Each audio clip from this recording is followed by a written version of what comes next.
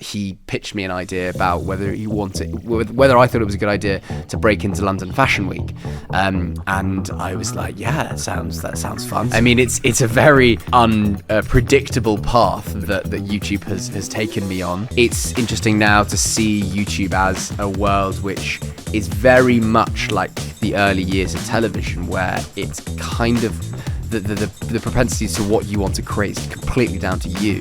YouTubers struggle with an element of acceptance and have done for a long time, because the mainstream haven't quite taken them too seriously. So to hear that from YouTube themselves saying that we want to push for Emmys is really fascinating.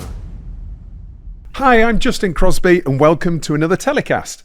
On this week's show, I'm joined by one of the UK's most original digital creators, Max Fosh. Known for his ingenious YouTube videos that blur the line between comedy, stunts, social experiment and satire, Max has built a loyal fan base of over 6 million subscribers across platforms by pushing the boundaries of what's possible online, from running for London Mayor to launching his own fake airline. With a flair for high-concept storytelling, Max brings a fresh perspective on content creation, brand building, and how to thrive in the fast-evolving world of social video. For more videos featuring the movers and shakers of the content industry, just search for TellyCast TV on YouTube and hit subscribe. Okay, let's get into it. Max, welcome to TellyCast. Thank you very much for having me. It's great to have you here. I love what you've been doing in the recent years, and I want to hear the story. Yeah, the whole story from the very beginning. The Max Fosh story, yeah. So when did you start making videos? Was it YouTube originally, and what led you to do that? No, initially it was Facebook. It was the heady days of 2017, where YouTube was obviously massive, but I kind of was uploading my videos for some reason onto Facebook. I mean, I had spent 3 years at university wanting to be a radio presenter, and I'd worked in hospital radio, student radio, and done all that kind of thing. And I thought I should probably have a video arm to my to my broadcasting. Yeah. So I started a show at university called Street Smart, where I was at Newcastle University and famous for nights out and lots of drinking. The big market. Big market. Yeah. So I grabbed a camera, grabbed a microphone and a willing friend to hold said camera, and just walked out into Big Market outside the clubs and just asked for anybody to come have a chat with me. I mean, it was done on weekday nights. It was not locals. It was more, posh public school boys who were kind of living their best northern lives. So that's kind of how it started. And as I said, I was uploading all the videos onto Facebook, mainly because I was kind of looking. I mean, I couldn't quantify it in these words back then, but it was more a relationship engagement where there was all the tagging, all the sharing was being done by people that I had existing relationships with or mutual friends with. Yeah. Because it would be like, atting you, Justin, for you were in one of the videos. I can't believe you said that about X or Y. Yeah. And so it was a very kind of collegiate into university, intramural kind of thing. And so I was doing this for about a year on Facebook. Just, I just would post a video once a week onto Facebook and slowly would start to get a little bit of traction. And I mean, 200-300 views at a time. And so I did that for a year. I graduated university. I didn't really know what I was going to do. And I was working in a pub in London, and I kind of had a small network of people who I knew were also making videos.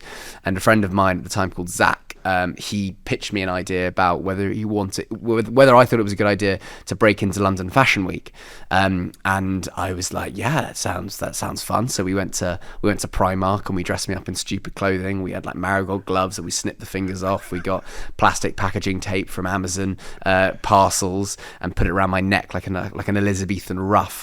And we then went to where the shows were happening at London Fashion Week, and we had two friends that had cameras with the flash, and we got them to trigger the flash as I kind of turned up and start shouting my name, which caused all the paparazzi to like swivel their head, think that I was somebody important, and they all rushed over and started taking pictures of me, which then got it onto Getty Images, which we then leveraged to get invited to shows and after parties.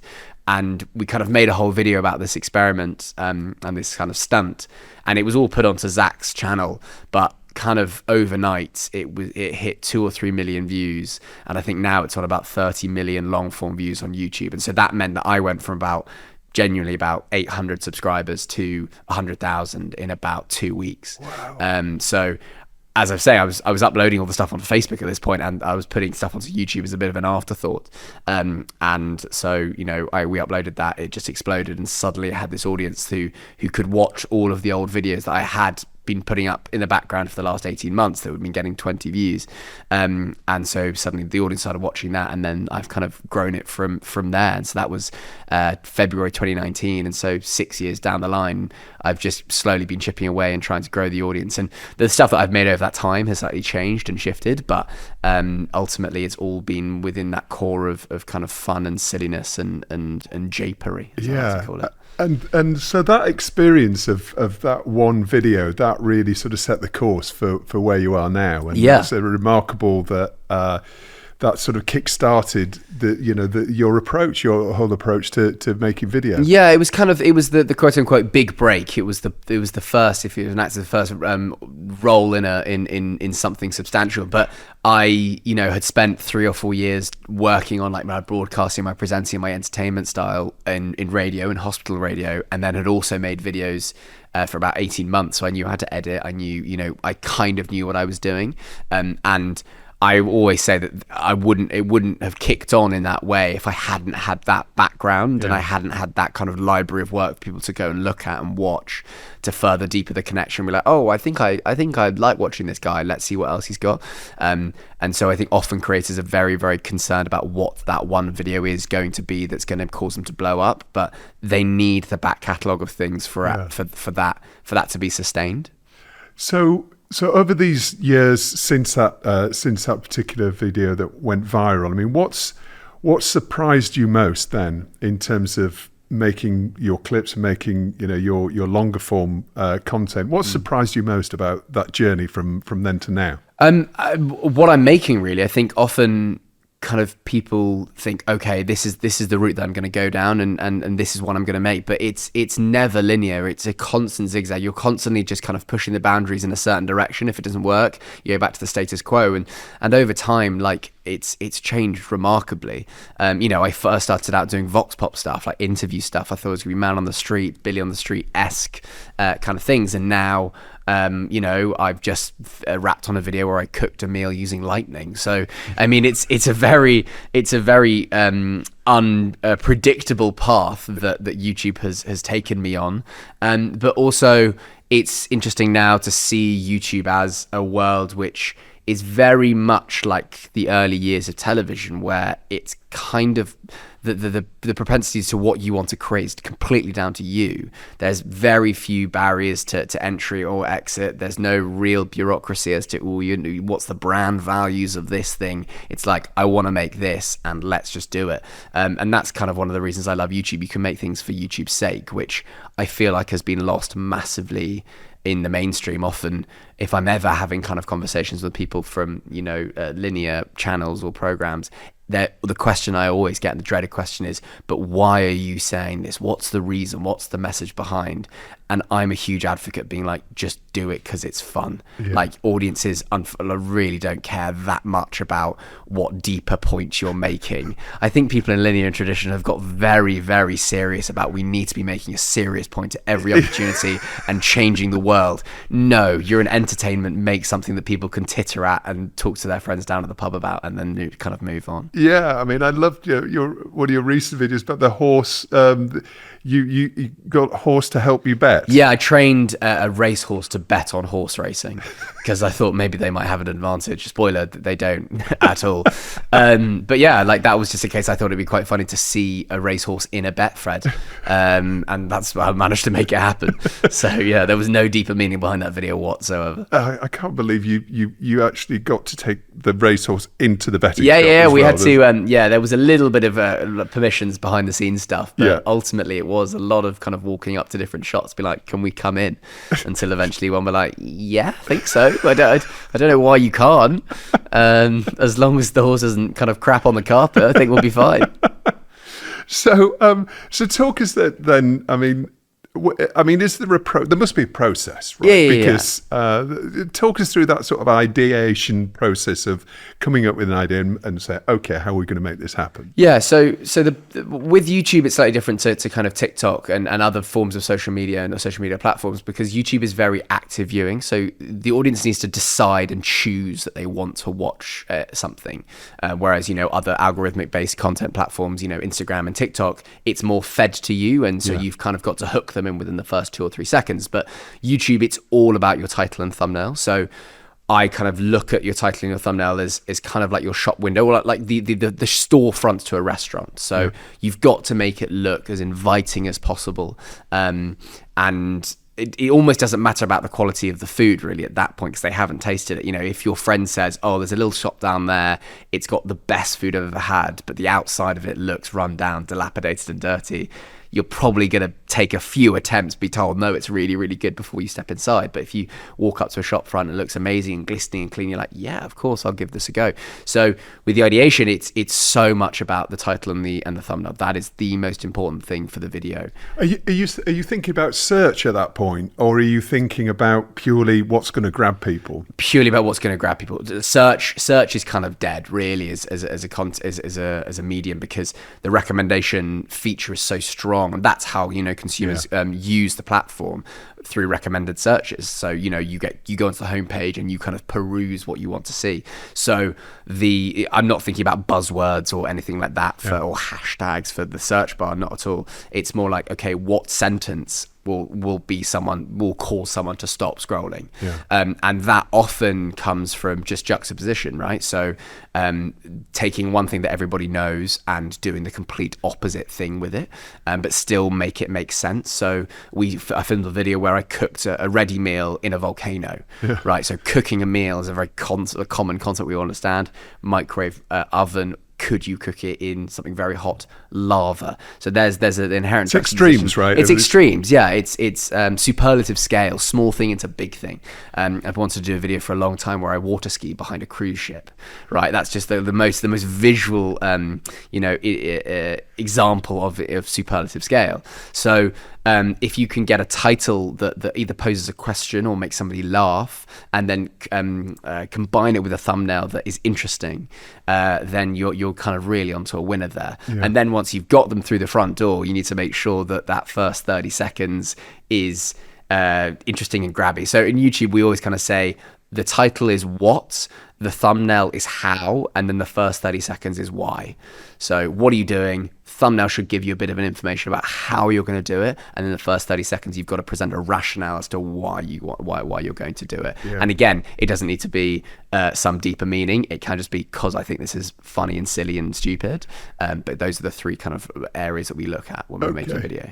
And obviously YouTube is your main platform, if you like, but you've got 1.5 million TikTok followers, and I think 500,000 on Insta.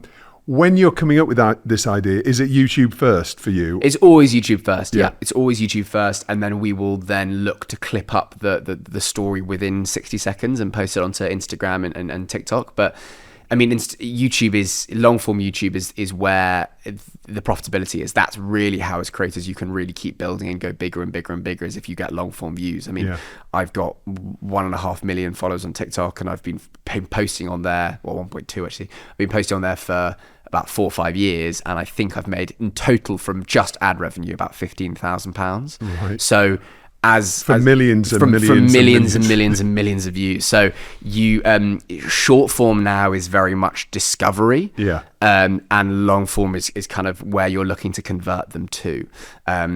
So often the end of the short form video will be a teaser to kind of suggest that they go over to the long form, but it's very, very hard to do that. A lot of creators I see is like, I'm going to focus on my short form to get them onto long form. I don't think that's a good idea. I think if you want to get into long form, then you should be making long form videos, but you might as well use that footage as a billboard. So it's more about awareness. I mean, it's a trailer, or it's more of an awareness process for YouTube, because you're asking people to get out of TikTok and then go into YouTube, and so it's like that doesn't really happen. It doesn't work, right? And even on YouTube have done a very good job. YouTube Shorts has been incredibly successful for YouTube themselves, and they've put a feature in where you can link a long form video to a short, and we do it every single time, and there's very little crossover, just because the viewing habits of the individuals are just so different. Yeah. If you're watching a short, you're just going to keep going through and keep watching shorts, and so moving over to long form is pretty rare. So talking about formats and the long form formats that you create, they're incredibly well thought out and almost TV-like in its format, with the voiceovers and the way it's presented. I mean, what do you make of the current, this crossover now? Because we're at a really interesting point now where the likes of Netflix and a lot of major streaming platforms and broadcasters are looking to talent like you and the success that you've had, and looking to bring that into their ecosystem, which has worked to varying different degrees of success. Where do you stand on that? Because I mean, clearly you don't need TV essentially, but is it? Do you harbour ambitions to do more in TV, or what's I think it's funny. I've just turned 30, and kind of I grew up watching TV, and so there's still probably from an egotistical perspective, like a desire to be on the telly in some perspective. But I'm probably the minority amongst my peers online. Like, I have creator mates of mine who have absolutely no ambitions to be on television whatsoever, because there's a great creator in the States called Mark Rober, who was he was working with Jimmy Kimmel and doing a show for Discovery, and he was kind of saying, okay, hold on, so you want me to do a show on TV where I will have less creative control, fewer people will see it, and I'll make less money? Oh boy, where do I sign up? So there is still that element in some areas of linear. I still think traditional has a really strong space in reality.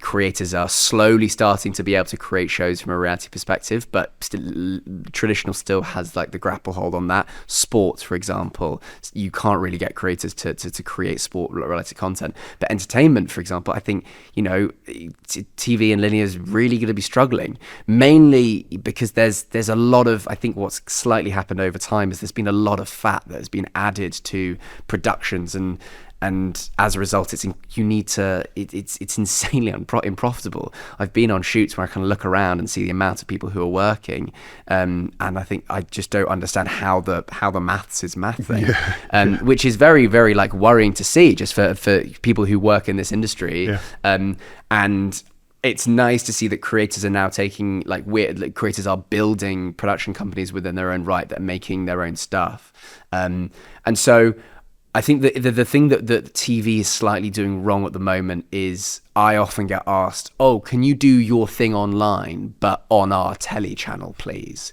And I'm like, there is no incentive for me to do that whatsoever, because you'll tell me, oh, I can't do that because of XYZ, because of red tape, because of bureaucracy. And so I think harboring kind of creators more as talent is something where they can really thrive, and that's where the needle might be moving a little bit. But yeah, I think I would love to do something on telly just so I can tick the box and show, hey, Gran, look, did you see me on that thing? But I'm still very passionate that I have the opportunity to make what I want to make and when I want to do it. And that is just why I think online is really, really important. So you talk about production. Tell us about your production setup then. Have you got your own production company, and what does that look like on a typical shoot? Yeah, I mean, I call it a production company. I guess we are a production company because we produce YouTube videos, but I've got full-time staff, editors and producers and a writer, and then a couple more writers that I hire on a freelance basis for ideation. The biggest issue for me is ideation and ideas, and so that's the biggest bottleneck. So every 2 or 3 weeks I have, professional comic writers or theatre directors, people from various different worlds of the entertainment industry, bring them together, and it's kind of an old school fashion like writers' room, where we'll kind of hone in on a sector, let's say America, and we'll come up with as many ideas as we can about America and just bounce it all off, and that's just a day of ideas. So I've got a team, and they're all full time, and we work out of an office, and it's very regimented. I think there might be a preconception of YouTubers or content creators as for a long time it was the work out of your bedroom narrative. And a lot of creators do that, and they're insanely profitable and very successful. But I think there are also a lot of creators that have their own teams and productions, and companies in the UK that are YouTube channels with 30, 40, 50 people. And so there are lots of individual smaller production companies that are all popping up that they're making their own stuff online. Yeah. No, it's really interesting that, your overall approach and, how lean it actually can be for the quality that you can produce. I mean, are your team, are they all digital native? Anybody for XTV or? So, the writers are definitely XTV and still current TV. The writers I get in, write on, big, the last leg, Mock the Week or what it was still on. So they come from that world, but I've brought them into the TV world. And actually I really enjoy the shock on, not the shock, but the reaction on their faces when they kind of come into the YouTube space, because they're like, oh, this is great, this is fun. They're like, and literally any idea is a good idea. Let's just keep going. Let's keep pulling at that string. But in terms of the team that kind of edits and produces, they were all kind of like grads really, that I hired pretty straight out and have fostered and learned from there. But I think there's a lot of amazingly talented people in TV who could do incredible work in the digital space as well. So it's not just a case of, oh, you've worked at TV, that's a dark stain against your name. But instead, you've got incredible knowledge and expertise to share. Come on in. Yeah, no, it's really interesting. We speak and we see the number of, I mean, I don't know what the latest figures are, but there's about 2/3, if not more, freelancers in the TV industry who've been out of work for months and months. And they're just, I think they're finding it very difficult to transition into the digital space. Yeah. But there are a lot of transferable skills, right? Yeah, and I think to that end, there's slightly been, I think the big streamers have got an element to answer for here. So if you take something like Amazon Video, who I think have said that they're not a profitable entity, but they're looking to funnel people into Amazon as a company, they will have huge budgets and therefore will be able to entice people in with huge budgets, huge day rates. And so therefore, kind of a lot of freelancers will then, like, that will be the day rate that they start setting, which then will just be too expensive for other areas. And so they kind of, these big streamers have caused, I think, some freelancers to kind of price themselves out of other jobs, which I'm not sure what the solution is, but I think that the blame should lie a lot at the streamers who are making TV that they know is not profitable, but they don't really mind and they don't really care, and that has huge knockdown effects to the rest of the industry. Because then smaller productions can't afford to bring on a huge number of people, and also the freelancers then suffer because they don't get as much work. Yeah, it's a really interesting point, because you've got technology companies, you've got shopping companies, you've got you've even got sportswear companies now that are creating content, but not for content's sake, to drive different types of businesses and drive profitability. And content is just probably quite a small budget in their overall sort of business plan. And it's now we're seeing with the streamers actually. But what I think the streamers are doing fantastically well, and is very exciting for me from a creative perspective, is often traditionally stories were very much confined to 30-minute slots or 60-minute slots, and now something can be told in genuinely any length of time that you think it needs or deserves, which allows basically less. Often there might be an idea that was really a 15-minute idea, but was kind of stretched to 30 minutes just for the sake of the advertisers. Now it can just be a 15-minute idea, and therefore that probably does improve the quality of a lot of the stuff, because production companies are not trying to squeeze out longer because they know they need to. Yeah. Well, let's talk about business models then. Your business model is fairly unique, I think, but essentially you've just come off a worldwide comedy tour, stand-up tour. So obviously that's a major part of your business, and then there's a YouTube business. What about other areas that you're working in, branded content, for example? Yeah, so branded content, that will on the YouTube channel, the kind of two main revenue streams are AdSense, so ads that Google play before a video that we get a 50% cut of or 55% cut of, I can't remember. And then I will then go out and organize my own brand deals that I'll talk about a brand, but talk about TellyCast in my video for 60 seconds at a time, and that'll be a pure contract between myself and the brand. And that's just a read. And that's it's typical read that you get in podcasts. Okay. Often, brands are looking for more integrated ways. Sometimes it can be an entire video that's dedicated around a certain topic. Yeah. I did a video for Amazon and Fallout, for example, the new TV show Fallout, and so they wanted a video that was around the apocalypse, and so I came up with the concept, and so we charged more for that. But that's the YouTube side. Then the stand-up side is, I knew I had an audience there. I didn't really want to sell merch with T-shirts with my name on it, but I knew I could, start writing shows. So about kind of 6 or 7 years ago, I started standing on stage and trying to tell jokes, and slowly over time understood what I was good at and bad at on stage. And so the tour is another area. And then the third one is just kind of me as a talent for hire, going out, and whether that's ad campaigns for certain companies or presenting gigs. But the main brunt of it all comes from the channel. So if that channel isn't there, people aren't watching, therefore the audience isn't there to come to the stand-up, and then I'm not valuable to the companies to present something. I need to make sure that core arm of the company is just creating YouTube content, because often you see with creators, as soon as they get very successful, they start veering into other areas of entertainment which didn't make them successful in the first place. So they oddly stop doing the thing that made them successful. And I think this is probably just the case in general as well. How many actors have we seen that suddenly want to be singers, or singers that suddenly want to be actors? And I think that's just a trait of humanity to be like, oh, I'm done with that thing, let's try something else. But it's about trying to make sure that I'm still uploading to YouTube, because that is where the audience is, and that's where I need to make sure that most of my time is being spent. And the stand-up, obviously YouTube is a global platform. Has that really led to your international success when it comes to stand-up? I mean, is that, for example, you've been to Australia and New Zealand recently.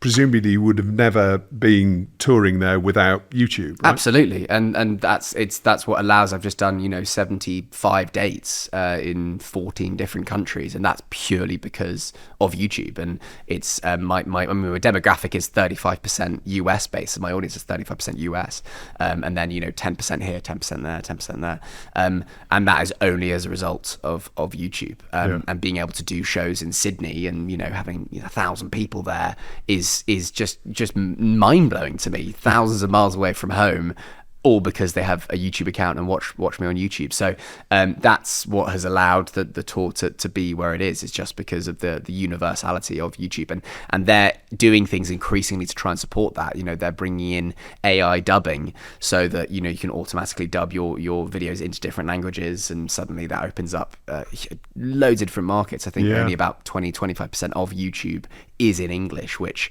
just kind of blows my mind when I hear that stat. So when's that coming in? Because they've been talking about that for ages. They have been talking about that for ages, and I think the issue at the moment is they're struggling to try and make it sound as natural as possible. It's still very much, you can tell that it's AI, but I don't imagine it's going to be very long until that changes.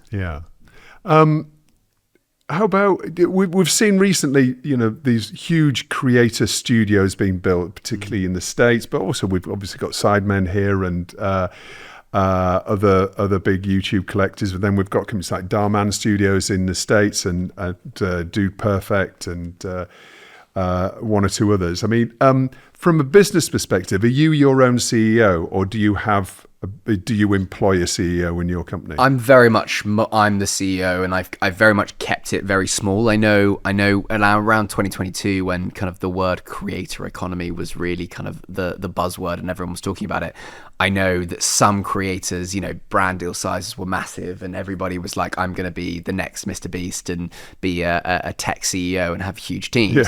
And suddenly the outgoings went through the roof, and over the next subsequent years, a lot of them slightly stashed away. They realized they had to downsize, and so I think that burnt quite a lot of creators. I think it just depends what your goal is when you're going into content creation. Some people are very, very analytical and know, okay, if I do this, then this, then this, I will be able to make this or do this.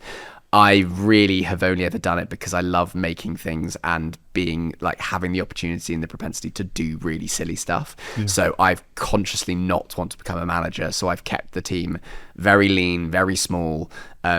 And, you know, I've spoken to US mates of mine. They're like, what are you doing? Like, there's so much missed opportunity here because you're not optimizing this and optimizing that. And I don't think that that's a particularly sensible long-term strategy, purely for your love of what you do, but also from a financial perspective. And so there's a lot of, some creators have a real growth at all costs, and it works really well for them. But I kind of looked at what kind of personality I had and realized that probably wasn't me. I'm not a particularly good businessman. I'm just probably quite good at my strengths lie in telling stories and kind of entertaining people. Yeah. So, but the reason why I asked that is I'm just thinking about all these different parts of your business.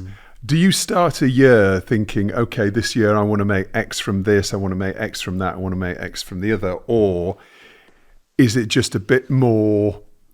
Not hand to mouth, but is it a bit more, I'm just going to see where my creativity takes me, and then if I fancy this, then actually, yeah, I'll do another tour, or you know, from a business perspective, business and creativity don't necessarily go together. So I'm just wondering how that works when you're running this ship. I'm definitely. Every year I have an AGM with the team, and that's more of a what's working for you guys, what's not working for you, what do you want to make as employees of this company, and get that creative led side from them. I also sit down with probably my agent and look at, you know, the amount of revenue that was brought into the company, what could be improved, But then from there, I might set an arbitrary number of like, okay, this is my goal in terms of revenue for this year. But if I don't hit it, then that's fine. And some things might be more profitable than you expect. And often there are deals that come in that genuinely you could never have expected. You were on a list somewhere that suddenly said, oh, actually, this person would be great. And you know, there might be a big payday around the corner. So I know the costs, and I know how much I can live, like kind of would like to live with my lifestyle, and then anything over the top there is you know, a bonus. And I was kind of talking to another creator about this, and we were talking about the difference between, you know, increasing your revenue by percentages, right? And he said, okay, what would you do with X more money? And I was like, oh, I'd probably just invest it. He was like, okay, so that's, you should be looking as like, would your life change? Not hugely. So if the point of doing all of this is just to increase the amount of investment, your investment portfolio, then what's really the point? So I am mainly looking at that, okay, right, is the business profitable? Can I pay my employees? Can I increase production size a little bit here? Great, I can do all of that. Then I'm happy, really. And give us a sense of the cadence of the company then, in terms of how often you're publishing on YouTube, because one of the things that Sam Barcroft said to me a few years ago, which I've always tried, not always, but tried to do, is be there, show up the same time every week, so your audience is expecting, you know, your content. How do you approach that? You know, is it weekly? Because your shows are a lot more complex, and there's so much more planning and production values around it. I mean, how does that work in terms of cadence? So for individuals like that, so, you know, the Sidemen post every Sunday, Sidemen Sunday, and that has become incredibly valuable for their brand. But that's taken 8-9 years of uploading weekly to do that. So it's not a case of suddenly if you upload for 6 months every week on the same day, then suddenly everyone's going to know, oh, great. So I try and upload every 2 weeks. So I try to do around 25 videos a year, all different video ideas, you know, different concepts. But often, you know, for unforeseen production circumstances, things change. And so I've never really put myself into a position with the audience where I promise them, okay, there's going to be a video every 2 weeks or every week, because if you fail that once, then it's broken. So I think a lot of creators make promises that they know they probably can't keep.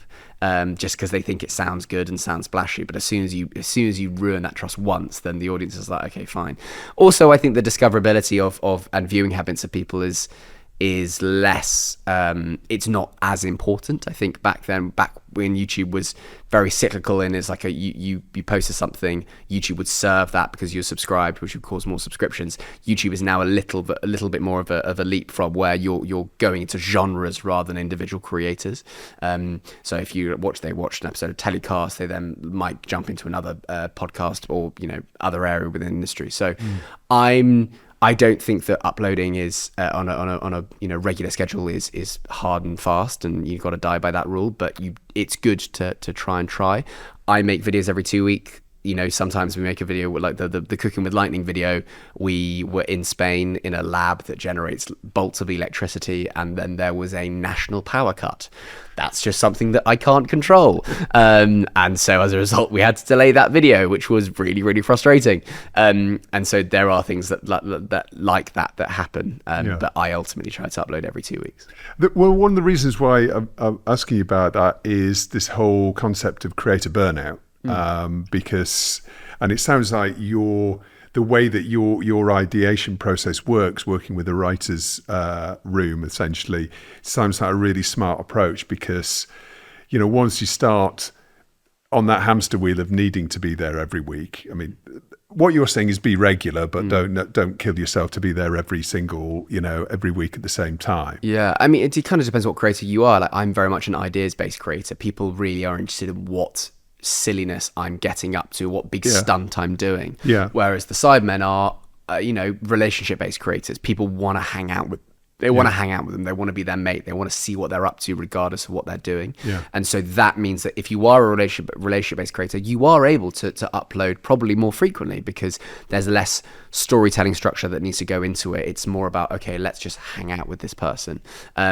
So I'm very much on the ideas side. So it does require a lot of structure. Yeah. So you mentioned stunts. Let's talk about a couple of your best known stunts. So the airport, welcome to. Yes, welcome to Luton. Welcome to Luton. Tell us about that one and how that came about. I was a stolen idea, Justin. I'd seen a video, a news article from like 2004 of a guy in, I think Milwaukee. And he lived close to the airport, and so on his roof he just wrote "Welcome to Cleveland," and like there was a big news article and a segment on the news where the reporter went down and talked to him, and I watched it and I thought, that's silly. That was done 20 years ago and obviously made a splash in 2004. Surely it will be the same again. Could we have our own version? So I then looked around land around Heathrow, and there was no land available because obviously it's central London. I looked at Gatwick, thought, oh no, okay, there's farmland around Gatwick. So I knocked on doors of all the farmers around the runway until finally I met a family who said, yeah, sure, you can rent this strip of land. A family with a sense of humor. Yeah. I think they were part of a construction company, and they were just not using that bit of land. And so I think when I walked along and said, I'll pay you £4,000 for 6 weeks, they were like, sure. We weren't doing anything with it there anyway.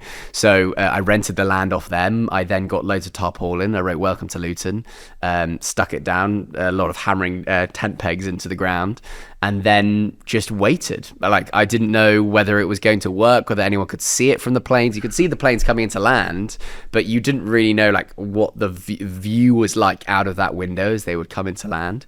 And so I actually took a flight from London Heathrow to London Gatwick via Amsterdam, which was an interesting day. And as I came into land, I could see it. I was like, great, I know it's there. Yeah. And then luckily about 2 days later, someone tweeted about it, having seen it, and then that just exploded. Like, it really, really, really went viral. So okay, so it actually went viral organically, as opposed to you posting a video about it and then not coming. It didn't become famous through your channel. It was purely organic. That's really and there are videos like that I make that often requires that, and those are really nerve-wracking videos because you can do the thing and then no one could care, and then you don't really have the ending to a video.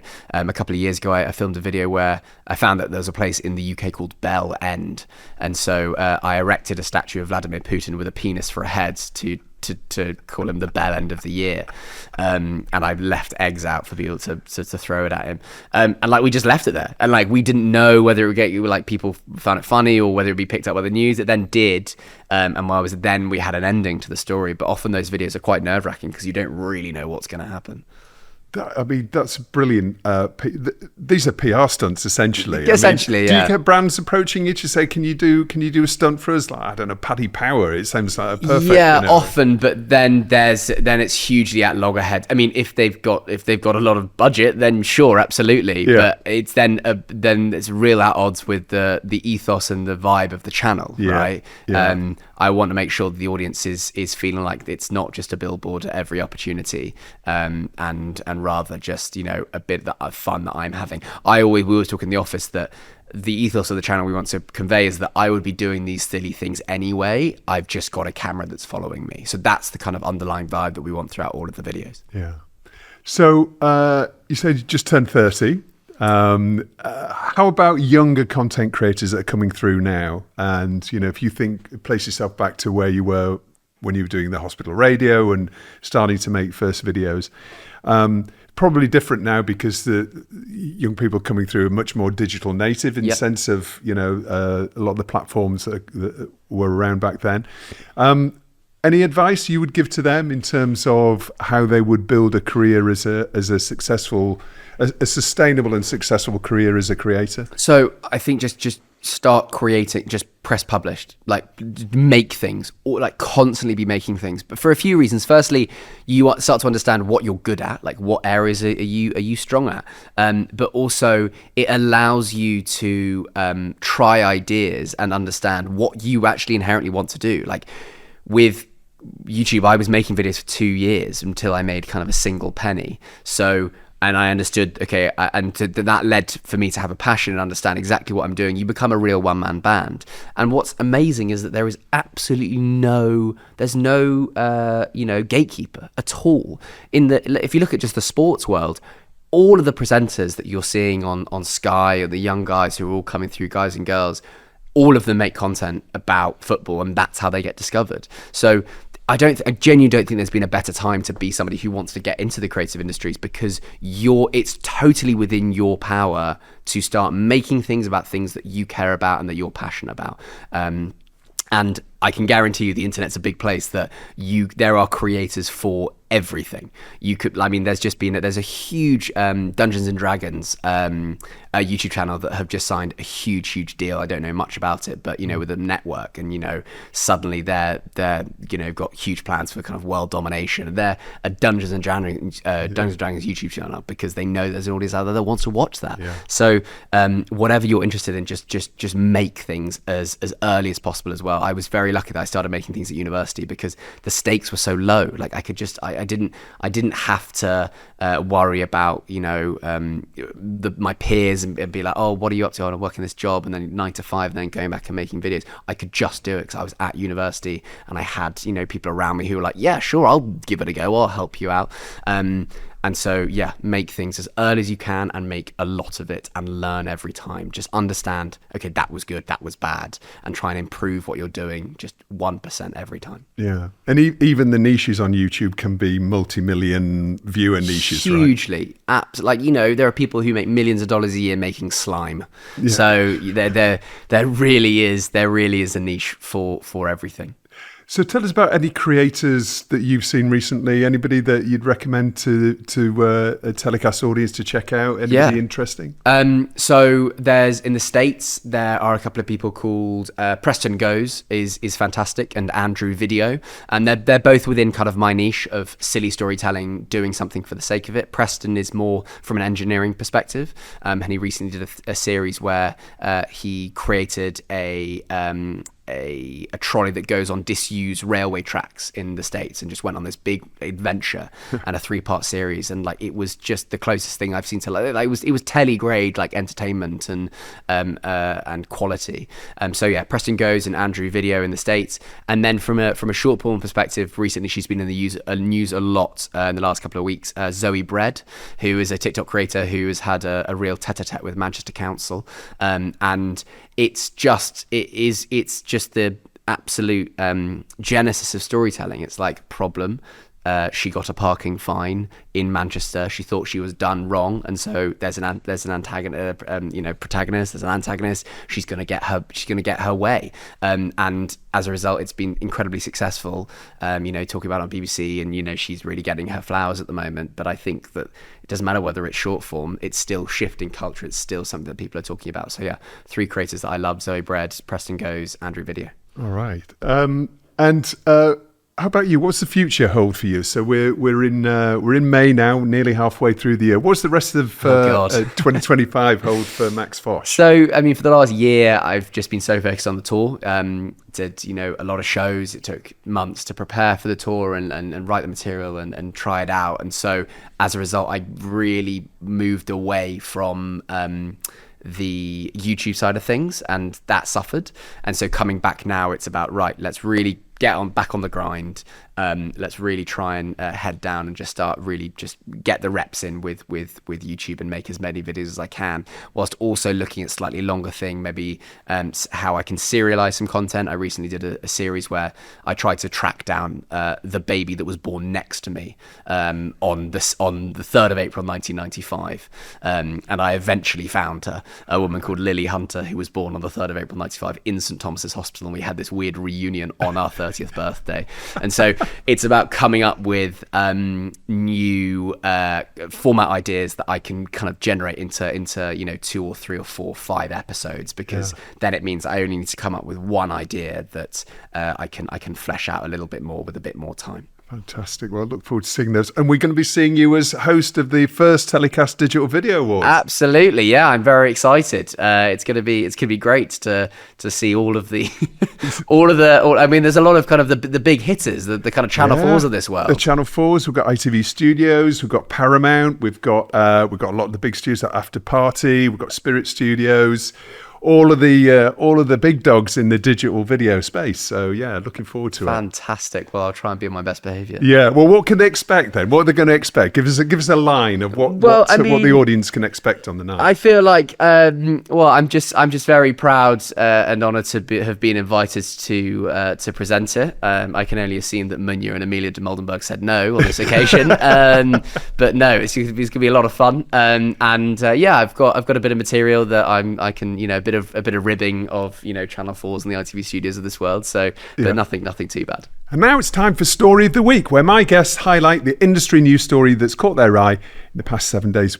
Max, what's your story of the week? For me, I've been watching a lot of the stuff of what YouTube has been saying. YouTube themselves, Neil Mahan, the CEO of YouTube, and YouTube is already the biggest streamed app on TVs. It's bigger than Netflix, bigger than Amazon in terms of watch time. So, but I think YouTube have a real issue of being kind of taken seriously. And so they're doing a real push to get some creators to be nominated for Emmys over in the States. And so there's a few creators of, Sean Evans on Hot Ones, Good Mythical Morning, Michelle Correa, Challenge Accepted. They're kind of collating these 3 creators, and I think a few more, and saying, go on, we'll put the full force of YouTube behind you in terms of budget and clout, and let's get you nominated for Emmys, let's get you to win Emmys. And so it's been interesting to see YouTube themselves kind of pushing for an element of people being taken serious, or YouTube acceptance, really? Yeah, which is kind of what I was talking about earlier with the wanting to be on telly to tell Gran this. I think YouTubers struggle with an element of acceptance and have done for a long time, because I think mainstream haven't quite taken them too seriously. So to hear that from YouTube themselves saying that we want to push for Emmys is really fascinating. Right. Okay, but it's not a patch. Emmy isn't a patch on a digital no, video. But we're all show offs. We want the shiny thing on the wall, don't we? We all do, regardless of what people say. And how about your hero of the week? Hero of the week is a guy that I've met once before. He's called the Hull Boy, and he's a young lad, maybe 17, 18, and he's running the length of the UK. Obviously, he's been inspired by various people. Recently we've seen a real rise of people in the kind of endurance field documenting their challenges, and the Hardest Geezer last year was incredibly successful and cast a lot of light on this. And so I think Hull Boy has been inspired by this, and he's kind of like 50 days in, or he's 35 days. He's got to do it in 50, running the length of the UK. Really young lad, doing it to raise money for mental health. And so it's very cool to see, the real young generation seeing things online and being inspired to do their own versions of that. So he's probably my hero of the week. Yeah. Great. Well, good luck to him. Is he halfway through it? He's nearly done. I think he's very, very, very nearly done. He's trying to break the record to be the youngest person to do it, and I think there's a time frame that he needs to do it in. Right. But he's getting there. Okay. Well, that's good enough motivation, I think. And who or what are you telling to get in the bin, Max? To get in the bin, probably Manchester County Council. I mentioned earlier Zoe Bread and her campaign against Manchester Council, and they have refused to change the parking sign on a road in Manchester, and I think they have finally decided, after a massive media campaign, to refund people's parking tickets and also to put up signs telling people where to park in the right place, which sounds incredibly petty saying it out of context, but please watch Zoe Bread's series to get some context. But yeah, probably get in the bin as Manchester County Council. Yeah, absolutely. It's like they're like post office scandal. It's the parking scandal,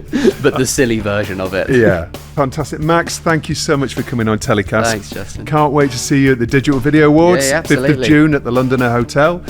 Tickets are still on sale, so you can still get them. Please come on down. All right. Okay. Thanks a lot, Max. Cheers. Well, that's about it for another week's show. Thanks a lot for listening. TellyCast is produced by Spirit Studios and recorded in London. We'll be back next week with another show. Until then, stay safe.